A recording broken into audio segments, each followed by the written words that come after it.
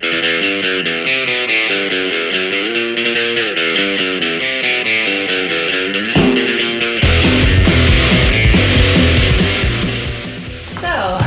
the Southwest Florida area? Yes, I am. I was born and raised here in Cape Coral. Where did you go to college and what did you study? I went to the Wilkes Honors College at Florida Atlantic University. Cool. It's in Jupiter, and it's a tiny little liberal arts college. It's part of FAU, but it's a small campus, and my major was Middle Eastern Studies. So what made you want to get involved in local government? I wanted to do something, not to be tacky or cliche, but to change the world. Not necessarily this position, but just to do something to affect change in the world. And I moved into District 7 fairly recently, and I noticed that the seat was going to be open soon, so I kind of at the last minute decided to just try and see what would happen. Yeah, that's probably a pretty valuable perspective. Yes, I took a course on diplomacy and international politics, so I feel like I did get some preparation for this position in a roundabout way that I had no idea. So for those who may not be familiar with, different positions in local government, what exactly do you do in your position? We meet weekly on Mondays. Okay. And I think that's what most people imagine the job of a city council member is. Mm-hmm. But there's so much more. Every council member sits on a different committee. We all meet with residents on a regular basis. I meet with the city manager every week. But city council as a whole is responsible for setting the budget for the city. Mm-hmm. We're the 10th largest city in Florida as far as population goes. I would not think that. Yes, we just made it to the top 10 list, and that's a big deal. People take us more seriously now, and so we're doing more at the state level. So city council sets the budget and sets law for the city. So mundane things like how big a landscape buffer has to be, to bigger things like a domestic partnership registry. Who or what inspires you? Are there any specific political figures that you look up to? I'm asked that question a lot. Yeah. And there's no political figures that I would say I look up to. I was inspired a lot by my mom growing up. Oh. She's a strong, brilliant, loving mother. So she was, I try to emulate her. But as far as politicians, Elizabeth Warren is. I love her. Yeah, she's awesome. She's a badass. I don't know how else to describe her. Yeah. She's a genius, and she's so strong, and I really, if I had to say that I want to grow up to be somebody, it would be Elizabeth Warren. So what are some issues that you are the most passionate about? Okay, so there's two issues that are really big for me right now. Okay. One of them is clean water, obviously clean drinking water. Cape Coral has a great water system, but I'm referring to the environment. Yes. So Lake Okeechobee is a big issue right now, and it affects Cape Coral in a major way because the Caloosahatchee River runs right alongside our city. And we have more canals than any city in the world. So all of that water ends up affecting Cape Coral. So obviously that's a big issue. There's not a whole lot we can do locally here in Cape Coral, but as elected leaders we can pressure the ones above us and the ones above them. So that's what we're trying to do here. And then the other issue is not quite as sexy as that, road paving. I represent Northeast Cape Coral, and the roads there are worse than in any other part of the city because there are no utilities out there, and when they expand the utilities, they break up the roads and repave them. So utilities are going out there eventually, but the city's saying we're not going to pave these roads until we put utilities out there. Oh, wow. So it's like the pothole after pothole after pothole. So it's not a sexy issue, but paving roads is so expensive, and there are so many people that are in need of, a nice solid road to drive down rather than bumpity. Do you have any plans to go about maybe fixing that issue?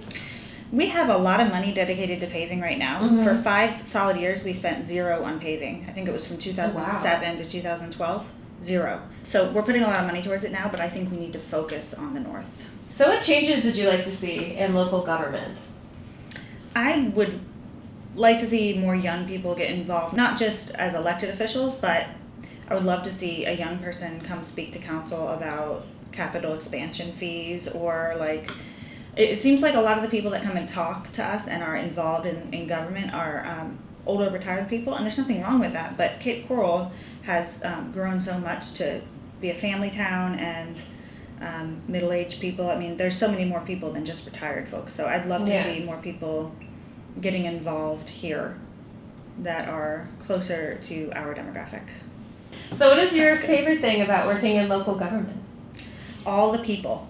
Yeah. Like, not just the people that I work with here. I really like my colleagues on council. I've gotten to know them all really well, and I feel like this is a great council. But just the people that I get to meet, staff, the people that work for the city, love this city.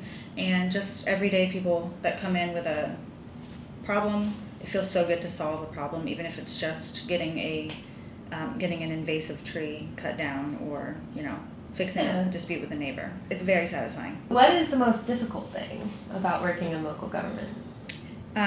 Well, not just about working in local government, but just this position at all, is the time commitment that is involved. Because, like I said before, some people think it's just a Monday night thing, but it's so much more than that.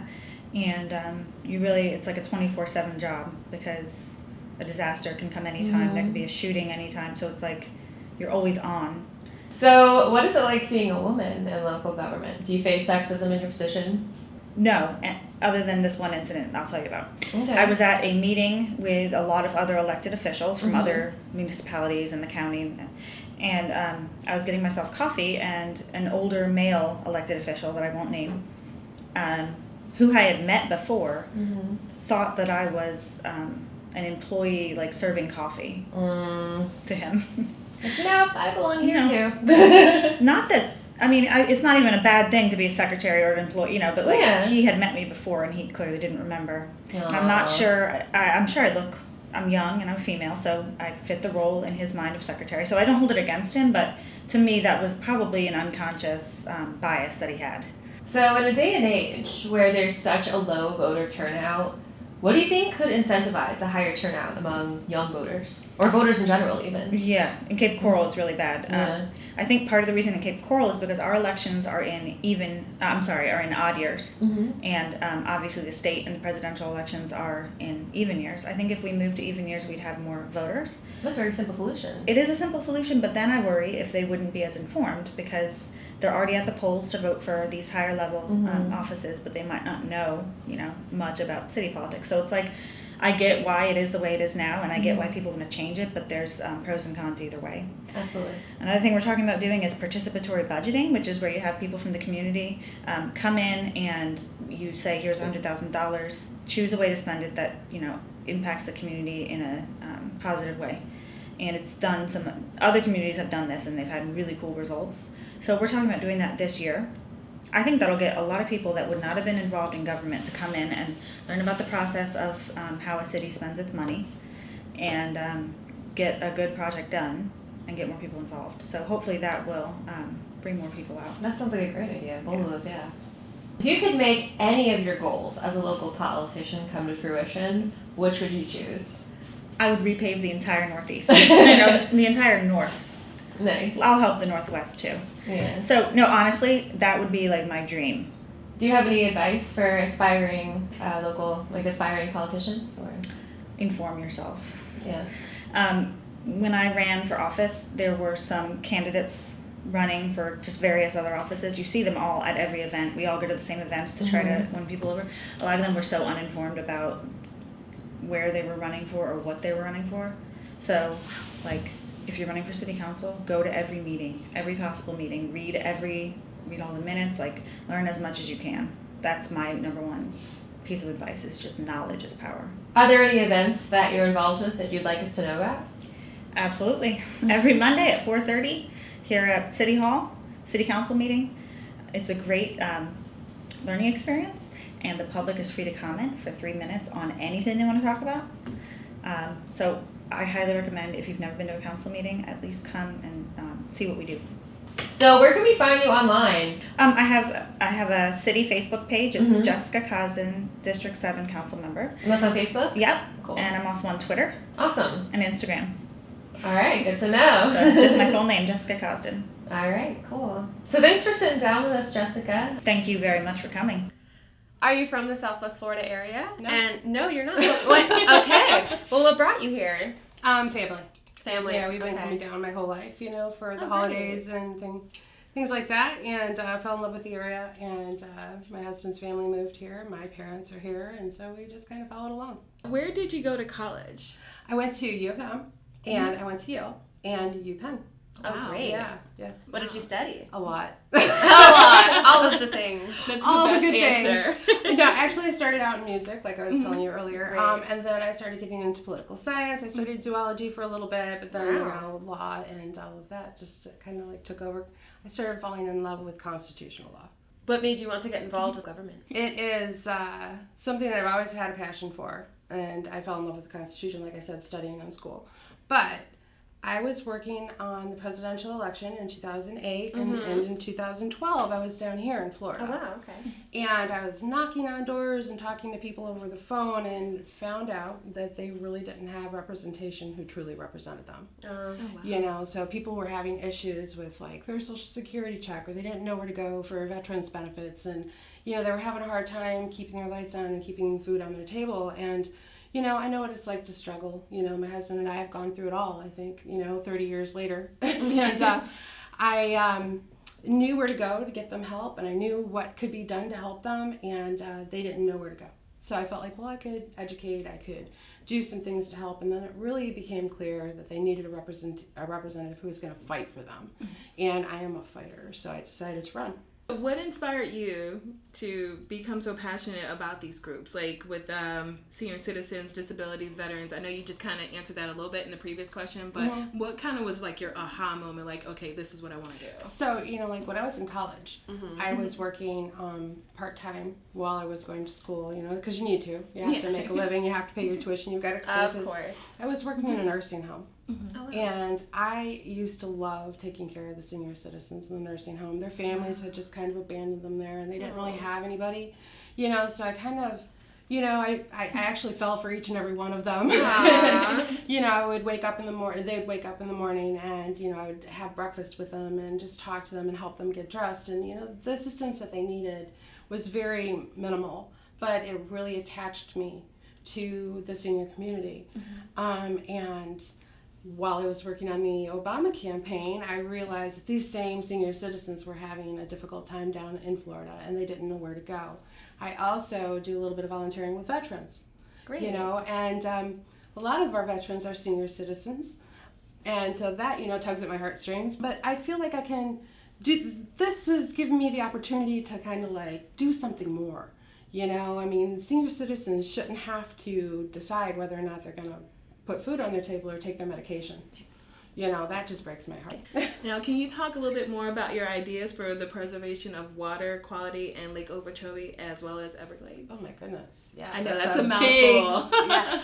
So my ideas for Lake Okeechobee, I think the ideal situation would be to proclaim the lake, the dike around it, and the land south of it as a national monument. And I actually, Smart. I put a petition up on the White House website, hoping that the president would see it if there were enough signatures, and he might do something about it. He still can. We haven't launched it again. We didn't get enough signatures. We have 30 days to get 100,000 signatures, and we fell short. So we're going to try and do that again. I think that will expedite the fix. Basically, we can expedite repairs to the dike, and the dike is crumbling, it's in disrepair, it's dangerous. And that's why they're releasing water to the east and to the west, because they've got nowhere else to send it. Exactly. So if we can, put a little bit of an avenue to the south, we can restore the Everglades and filter the water, and it won't do so much damage. Definitely. But yeah, that's a big fix. That is a big fix to the problem. And it's going to take time. That's understandable. So. But not as long. That's the thing. It's like if we keep going the way we're going now, it'll take 25 years to fix. But if we can push it through, by having the president use the Antiquities Act to proclaim a national monument, we can get the money faster. And it could happen within like 5 to 10 years versus 25 to 35 years. Absolutely. What would you like to see more of in local government, or even on a national level? Working for the people. Yeah. Getting rid of lobbyists. I think that the lobbyists are a dirty word. And, when we've got all of that money coming in through lobbyists, we need to reverse Citizens United. That's, take the big money out of politics and make the representatives more accountable to the people. Because the government is supposed to be for the people. Right? That's something that gets lost in translation. It has definitely been lost. What is the most difficult aspect of working in a national government?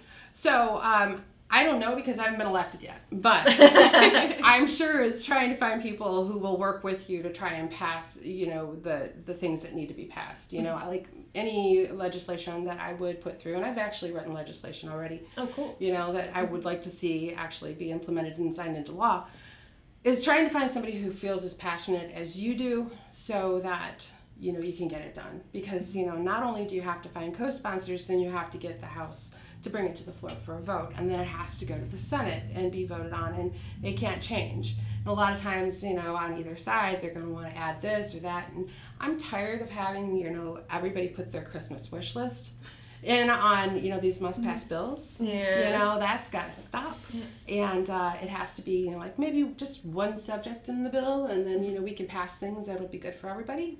But I think the hardest part is going to be getting those people to stop putting their Christmas wish lists in and getting people to stand with you and push it forward. Do you face sexism, or have you faced Yes. sexism? Oh my gosh, I'm so glad you asked me that. When I first started to run, it was like, oh, isn't it cute? The little lady's running for Congress. And then last week during a radio interview, somebody asked me, do you bake? Are you serious? Oh my God. That's like right up there with, what are you wearing? Right, exactly. Can you walk in heels? Who cares? Exactly. Do you bake? And my response was, not as well as I do laundry. But I just couldn't believe that in 2016 somebody was asking me, do you bake? That's appalling. Those were the questions I was getting. I'll bet they don't ask the male politicians that. I'll bet they don't ask your opponent that. And of course they don't. Yeah. Can you talk a little bit about your feelings on gender equality? Oh my gosh. Yes. Of course. I think equal rights are human rights. Mm-hmm. And that's it.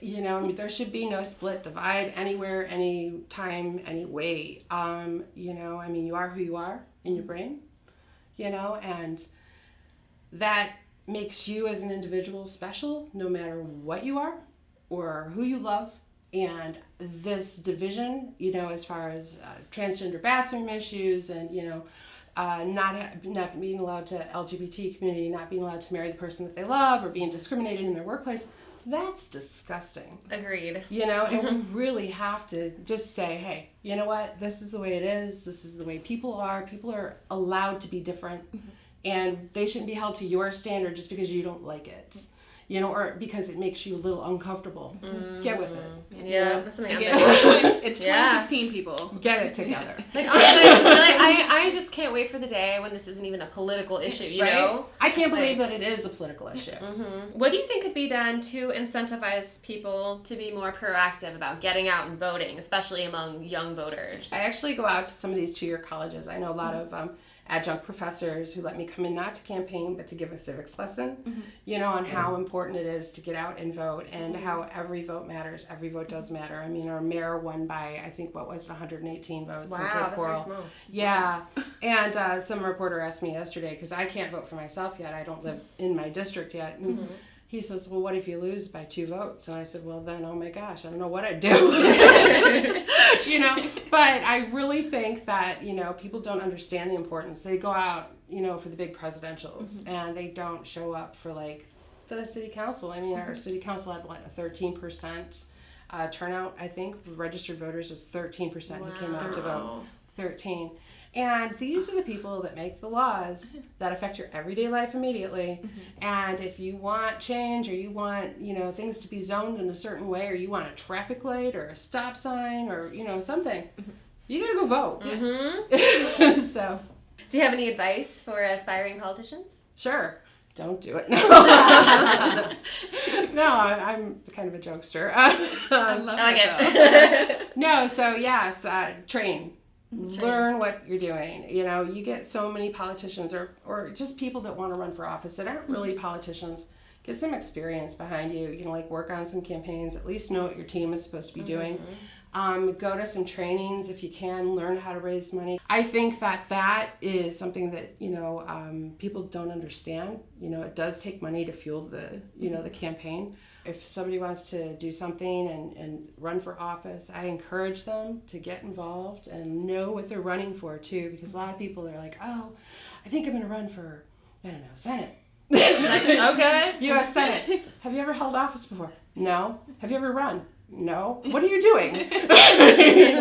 Are there any events that you're associated with or anything of that nature that you want to promote or anything else you even want to talk Shameless about? plugging right here. Right? Shameless Yeah, plug. shameless plug. So we're holding a town hall. I can give you the dates. Okay, cool. Okay, so it's like next week. And it's in Northport. And we're doing a lot of canvassing around here. We're looking for volunteers. Oh, and cool. yeah, people to get on the phones and knock on doors and do all the fun stuff because we're in the home stretch.